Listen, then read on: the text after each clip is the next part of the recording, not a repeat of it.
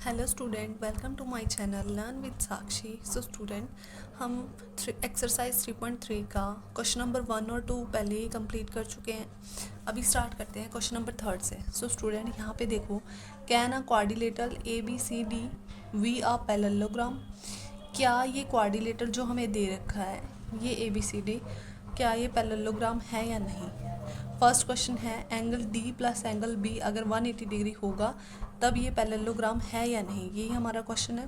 तो स्टूडेंट देखो, अगर ये वाला एंगल 90 डिग्री होगा और ये वाला एंगल 90 डिग्री होगा और दोनों का सम करेंगे तो वो कितना आ जाएगा, 180 डिग्री, राइट।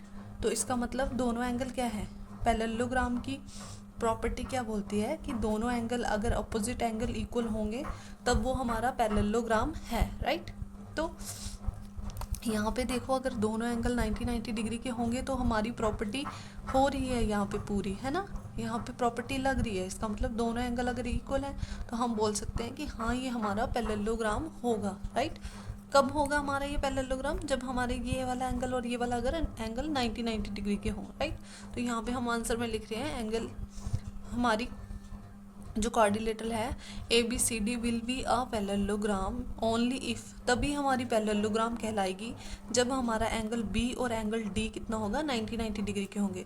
अगर हमारा एंगल बी भी 90 हो और एंगल डी भी 90 हो, ठीक है।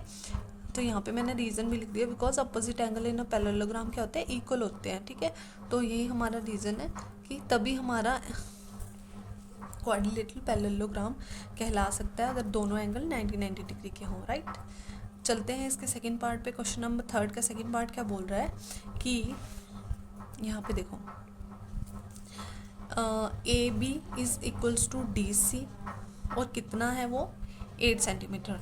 ए D equals to 4 centimetre and B C equals to 4.4 centimetre. तो स्टूडेंट यहाँ पे देखो, फिगर ड्रॉ कर लेते हैं पहले। तो यहाँ देखो, ए बी हमारा 8 सेंटीमीटर का है, किसके इक्वल का, ठीक है। ए बी हमारा 8 सेंटीमीटर है और डी सी भी क्या है, 8 सेंटीमीटर का है, राइट। और देखो, ए डी हमारा कितना है, 4 सेंटीमीटर, राइट। और नेक्स्ट हमने बी सी भी कितना है हमारा, 4.4 सेंटीमीटर। तो हम पूछ रहा है कि क्या ये पैरेललोग्राम कहलाएगा अगर हमने ए बी ये 8 सेंटीमीटर के हो और एक इसका साइड 4 सेंटीमीटर और एक साइड इसकी 4.4 सेंटीमीटर की है। नो स्टूडेंट, ये हमारा पैरेललोग्राम नहीं कहलाएगा, क्योंकि रीज़न क्या है, ए डी जो है वो हमारा बी सी के इक्वल नहीं है। ए डी हमारा बी सी के इक्वल नहीं है, राइट। देखो, ये वाली साइड की इक्वल नहीं है। यहाँ पे 4 सेंटीमीटर है, यहाँ पे 4.4 सेंटीमीटर है और यहाँ पे ये दोनों साइड इक्वल नहीं है। तो रीज़न क्या है student, because opposite side of a parallelogram equal each other, की ऑपोजिट साइड जो होती है पैरेललोग्राम के वो कैसी होती है, इक्वल होती है और ऑपोजिट एंगल भी इक्वल होते हैं। यहाँ पे तो साइड इक्वल नहीं है, तो इसलिए हम इसे पैरेललोग्राम नहीं कहेंगे, ठीक है। ये जो क्वाड्रिलेटरल है वो पैरेललोग्राम नहीं कहलाएगा, राइट स्टूडेंट। चलते हैं नेक्स्ट क्वेश्चन पे। क्वेश्चन नंबर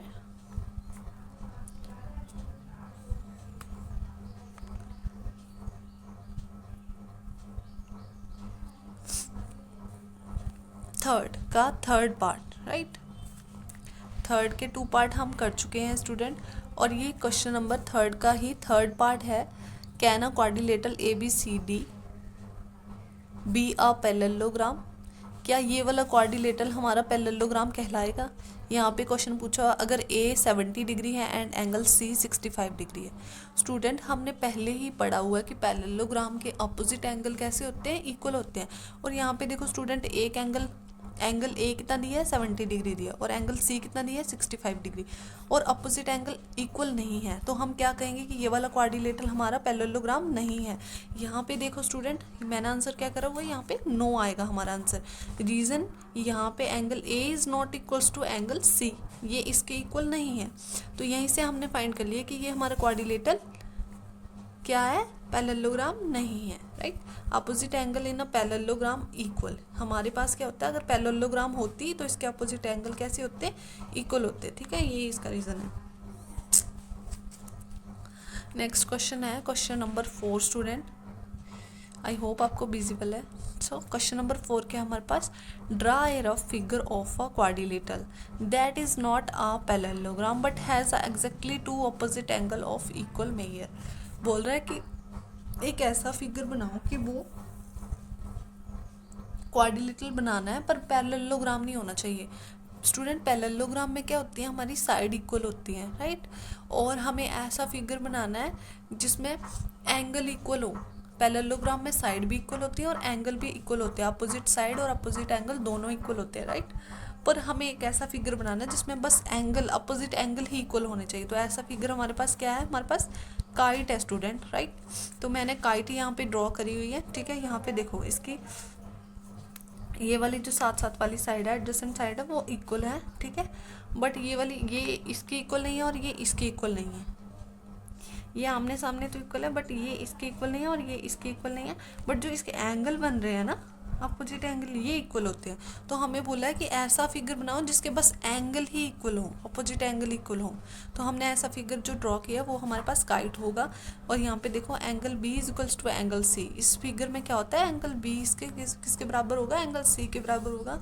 और यहाँ पे हमारे पास क्या है, इन काइट, ये जो काइट बनाई है, two angles are equal where the unequal side met. यहाँ पे दो एंगल इक्वल होते हैं और यहाँ पे दो अनइक्वल साइड मिलती हैं। देखो ये साइड छोटी है और ये साइड लंबी है, अनइक्वल साइड मिल रही है पर एंगल कैसा बना रही है, इक्वल एंगल बनाती हैं, ओके। और ये दोनों अपोजिट एंगल इक्वल होते हैं। तो ये हमारा फिगर रहेगा, इसमें काइट हमारा इसका आंसर रहेगा। और रीज़न भी यहाँ पे लिख दिया हुआ है, राइट स्टूडेंट। यहाँ पे ये 4th क्वेश्चन कंप्लीट हो गया। सो इजी ना स्टूडेंट। चलो चलते हैं नेक्स्ट क्वेश्चन पे। आई होप आपको समझ आ रहा है। और अगर फिर भी कोई डाउट और क्वेरी होगा तो कमेंट सेक्शन आपके लिए है स्टूडेंट, ओके। मेरे प्यारे प्यारे स्टूडेंट, चलते हैं नेक्स्ट क्वेश्चन नंबर 5 पे।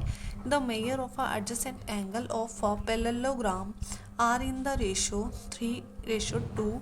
Find the measure of each of the angle of a parallelogram. क्या बोल रहा है कि दो हमारे पास जो एडजेसेंट एंगल है ना, उनका मेजर कितना है, किस रेशो में दिए हुए हैं, हमें 3:2 में दिए हुए हैं। किसके, पैरेललोग्राम की दो एडजेसेंट एंगल जो हैं वो 3:2 में है। तो फाइंड करो मेजर ऑफ ईच एंगल। हमें इस पैरेललोग्राम के सारे एंगल फाइंड करने हैं। हमें इसके दो एंगल बता दिए हैं, कैसे, उनका रेशो बताया, वो एंगल नहीं बताया इन्होंने, रेशो बताया है 3:2 में, ठीक है। और हमें क्या करना है, इसके सारे एंगल फाइंड करने हैं। ये एंगल बी सी डी, तीनों एंगल फाइंड, चारों एंगल फाइंड करने हैं, ओके। तो यहाँ पे देखो in parallelogram A B C D हम क्या देख रहे हैं कि यहाँ पे देखो इसके दो एडजेसेंट एंगल जो है ना, यहाँ पे हम क्या करेंगे स्टूडेंट कि एंगल ए को मान लेंगे।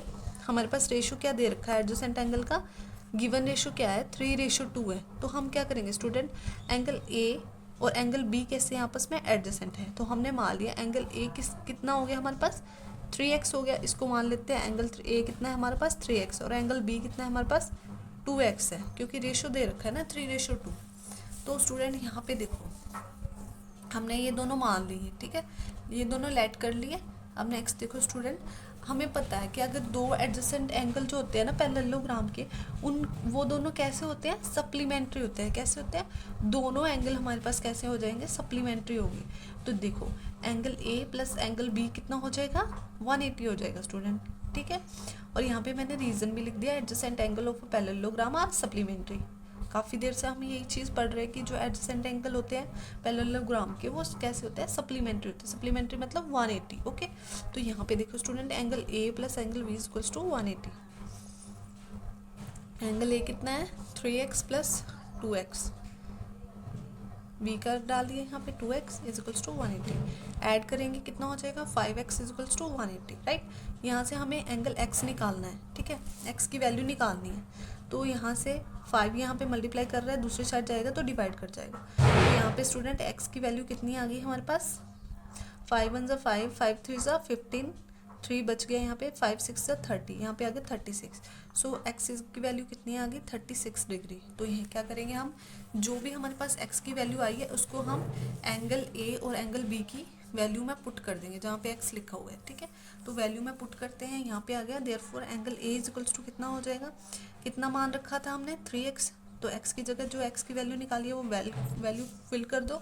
फिल करने पे आंसर आ रहा है हमारे पास 180, ठीक है। तो ये आ गई हमारे पास एंगल ए की वैल्यू कितनी आ गई, 108 degree, sorry student 108, right. Angle B कितना आ गया हमारे पास, 2x में मान रखा था हमने, तो यहाँ पे क्या करेंगे 2 इंटू 36, एक्स की वैल्यू फिल कर दी, मल्टीप्लाई करेंगे 72, ये भी क्या कर दिया हमने 2x की वैल्यू निकाल दी, यहाँ पे एंगल बी कितना आ गया हमारे पास 72 डिग्री, ठीक है।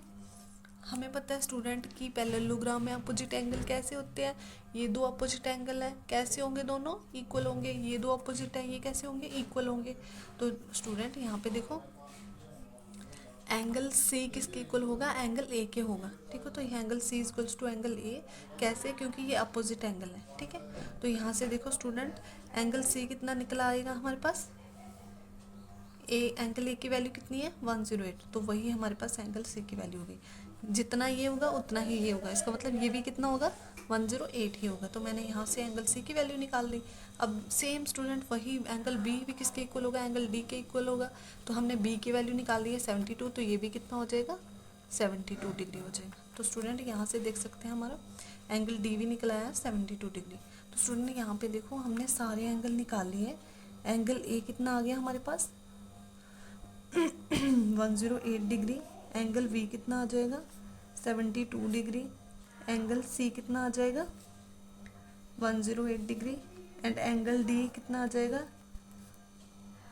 72 डिग्री। स्टूडेंट यही हमारा आंसर है, ओके। यही हमें फाइंड करना था क्वेश्चन नंबर 5 में। सो स्टूडेंट आई होप आपको समझ आया होगा, बहुत ही ईजी थे। इसमें बस आपको प्रॉपर्टीज़ रिमेंबर करनी है, जो भी प्रॉपर्टीज़ हैं, ठीक है। अभी तक तो पैरेललोग्राम के ज़्यादा क्वेश्चन आए हैं, तो पैरेललोग्राम की प्रॉपर्टीज़ लर्न रखनी है आपको, ओके। होपफुली ये वीडियो आपको अच्छा लगा होगा, और कमेंट में बताना अगर कोई भी डाउट होगा। Okay student, thank you, bye bye.